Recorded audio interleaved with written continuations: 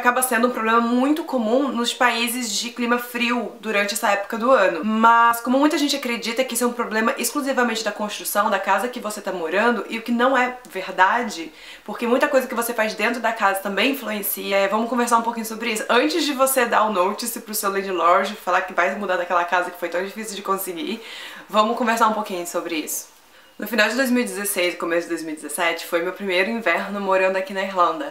E naqueles meses que são bem mais frios, eu tive muitos sintomas de coriza, garganta arranhando, era uma tonteira assim, sabe?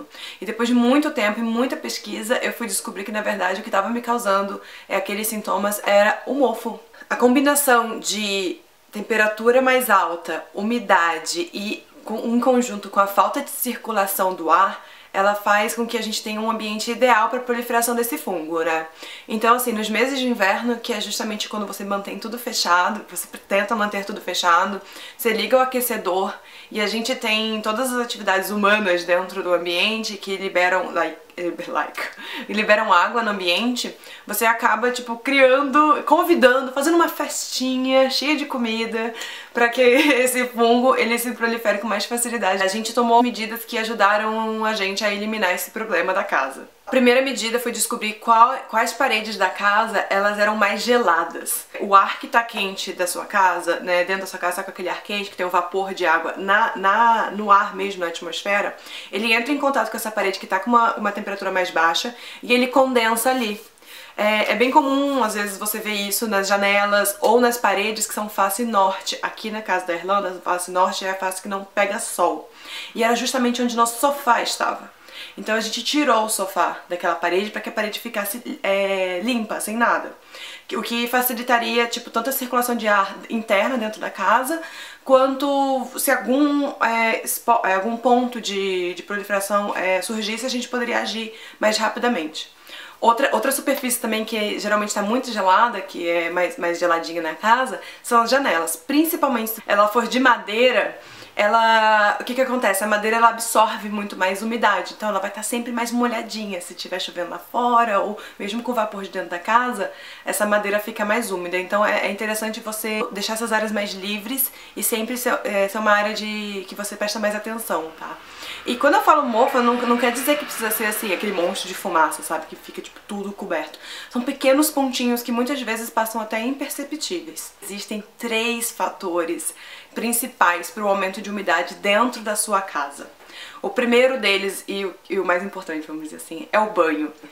O segundo é você secar a roupa dentro de casa. E a terceira coisa é cozinhar.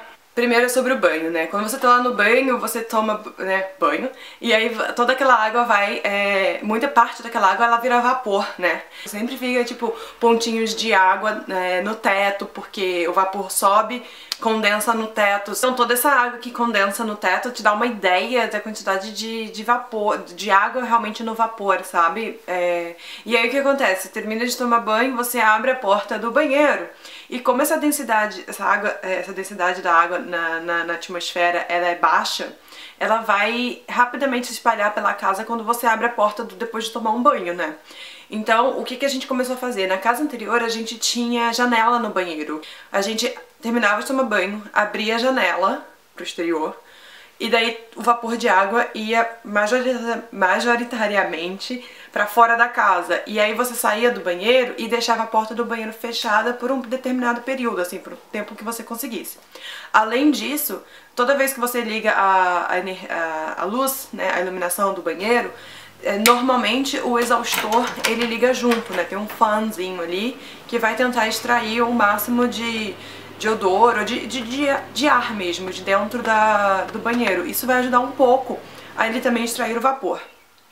Por mais que mesmo assim o banheiro continue úmido, não vai passar essa umidade para o resto da casa. O banheiro, teoricamente, ele tá um pouco mais preparado para a umidade, né? Porque ele tem todo o revestimento do que o resto da casa. Então é melhor que aquela umidade fique ali do que fique no teu quarto, na tua sala. Aqui hoje, no apartamento que a gente tá, a gente não tem essa janela no banheiro. Então o que a gente faz é o mesmo esquema, terminou de tomar banho, fecha a porta e liga o exaustor. né? Deixa o exaustor funcionando por bastante tempo depois que a gente termina o banho. E vira e mexe, assim, não vou dizer todo dia, mas com bastante frequência a gente liga o desumidificador dentro do banheiro. Eu já vou te explicar um pouco melhor sobre o desumidificador, porque ele é útil para várias coisas, na sua casa durante esse período, tá? Então, o desumidificador, ele basicamente vai retirar bastante umidade daquele ambiente, e como ele internamente tem uma serpentina gelada, quando aquele ar passa por aquela serpentina, ele liquidifica. Então ele ele tem um container dentro dele que vai acumulando aquela água ali que ele tá tirando do ambiente, ajuda muito. O segundo item da lista, é a questão de secar roupa dentro de casa. Quando você seca a roupa dentro de casa, dependendo da quantidade que você lavou, você pode levar a sua umidade relativa do ar dentro de casa pra 100%, dependendo do dia, sabe? Então fazia o quê? A gente botava a roupa pra secar lá fora. Só que como a Irlanda chove, né, bastante, era um tal de entre e sai, que às vezes era inviável. Se a gente ia sair de casa e tal, a gente acabava deixando a roupa dentro de casa. E a gente sempre, regra, assim, é mandatório que o desumidificador, que eu falei anteriormente, esteja ali, do lado da roupa pra ser seca. O desumidificador vai secar a tua roupa muito mais fácil, muito mais rápido. Sua roupa não vai ficar cheirando molhado, sabe? Depois que se leva muito tempo pra secar. E ele ainda não vai deixar que aquela umidade toda se transfira pro ambiente, tá? O terceiro ponto, que contribui com a umidade, com o aumento da umidade dentro de casa, é a questão da comida, de cozinhar, tá? Sempre cozinhar com o exaustor aberto, né? Aquele exaustor que fica em cima do cooktop ali. As panelas sempre fechadas, sempre com tampa, porque o vapor, quando ele ferve com a água, né? Quando ela ferve e ela bate na tampa, quem nunca, né? Você levanta a tampa assim, tá cheia de gotinha, porque ela vai condensar naquela superfície que tá um pouco mais fria. E aí ela volta pra panela, então você acaba não jogando aquela água toda pro seu ambiente. E o pouco que sai, o exaustor já ajuda a retirar. Eu comentei, né, que é uma combinação de umidade, temperatura e um pouco dessa circulação de ar. É muito importante você abrir a casa de vez em quando, mesmo no inverno, mesmo que seja muito frio. Aproveita um diazinho de sol, abre a casa, sai de casa. Quando você tem a umidade da sua casa mais controlada, mais baixa um pouco, isso também ajuda muito ao teu aquecedor na hora de aquecer o quarto, o ambiente. O vapor de água, ele é um bloqueio para esse aumento de temperatura, né? Ele acaba fazendo o seu aquecedor trabalhar mais, para que mantenha o quarto mais aquecido, né? Além da sensação térmica, quando você tá num ambiente muito úmido, você sente mais frio, né? Você fica com frio. Então isso ajuda bastante, se você tem esse controle da umidade. Além disso, uma coisa que ajudou muita gente foi assim, toda vez que eu dormia, ligava o aquecedor algumas horas antes pro quarto estar bem quentinho. Só que isso gasta pra caramba e faz o quarto às vezes aquecer numa temperatura, principalmente na região que tá o aquecedor, que geralmente é a região próxima da janela, geralmente, ficar muito quente. E então a gente investiu numa manta térmica que você põe na cama. A gente liga ele, a cama esquenta. E aí quando você vai dormir, a cama tá super quentinha. Então o aquecedor, ele na verdade passou a ficar desligado durante toda a noite. A gente começou a programar ele mais ou menos 1 hora, um tempinho antes de a gente acordar.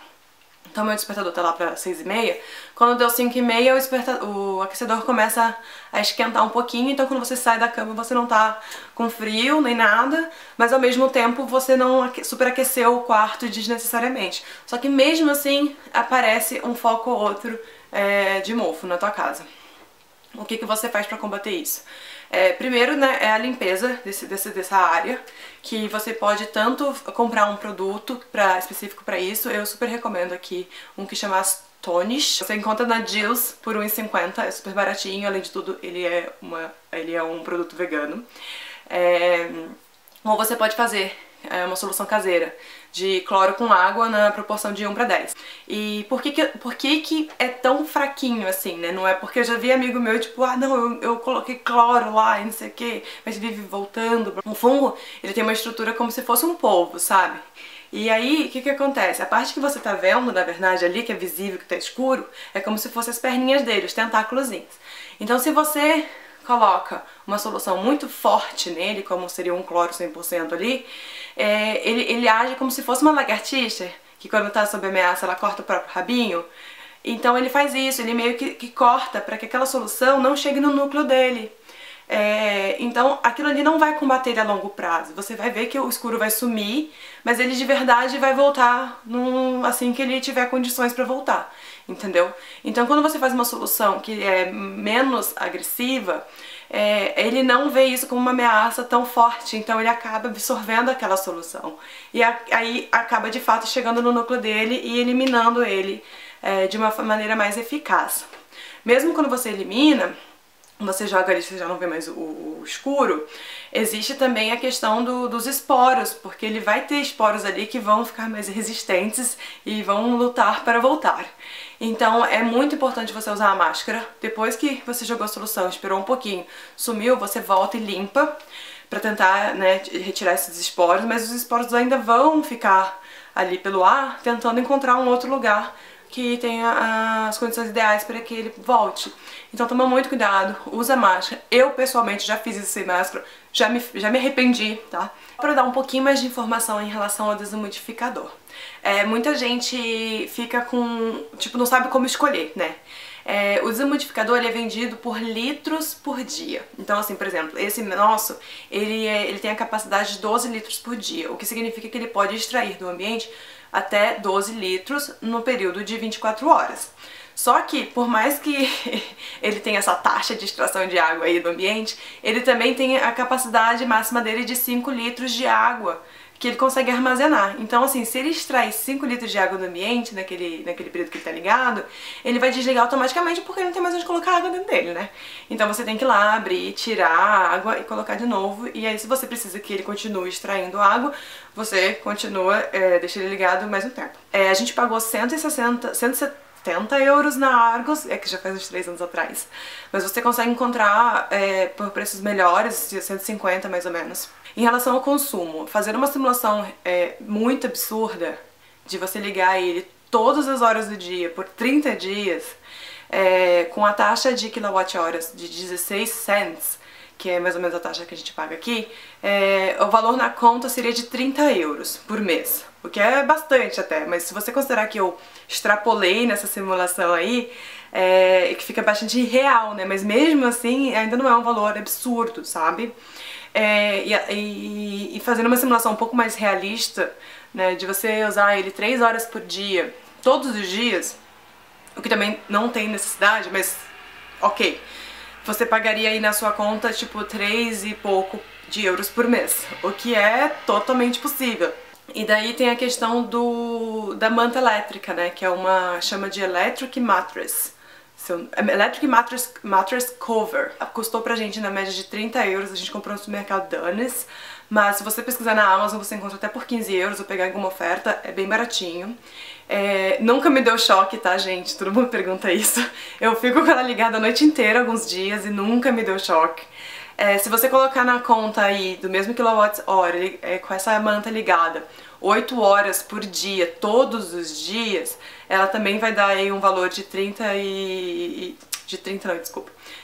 e poucos euros, né? Vou colocar aí na imagem porque eu tô pegando de cabeça agora pra falar, mas também é um valor super pagável. E se você considerar também, que nem eu comentei, que com a manta a gente acaba não usando o aquecedor ligado por tantas horas, como a gente ligava antes, fica uma conta totalmente pagável. Em relação ao higrômetro, né, que é o higrômetro e o termômetro juntos, a gente pagou 5 euros na Boots, foi bem baratinho, a gente comprou online. Então é isso, gente, espero que essas informações tenham ajudado um pouco, que vocês consigam tirar algum proveito dessa informação.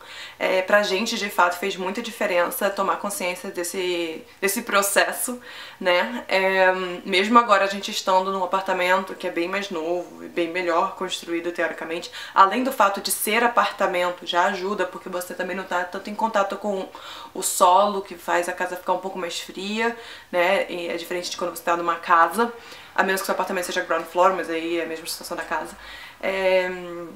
Mesmo assim, mesmo a gente estando nesse ambiente que facilita menos a proliferação, a gente ainda continua tomando bastante cuidado em relação a isso, porque a gente porque eu acho que faz sentido, sabe? É uma questão de você tomar precauções em relação à sua saúde também. E assim, eu sei que parece muita coisa pra você fazer, mas fica natural, sabe? Depois de um tempo é bem natural você ter essa consciência. É uma rotina, né? Uma mudança de rotina que fica natural depois de um tempo. E se tiver alguma dúvida, avisa, alguma informação extra que você queira acrescentar e você gostaria de compartilhar aqui, eu vou colocar na descrição. Então se você terminou de assistir o vídeo e já faz um tempo que eu publiquei, dá uma olhada na descrição, qualquer informação nova eu vou atualizar por lá, tá bom? Tchau!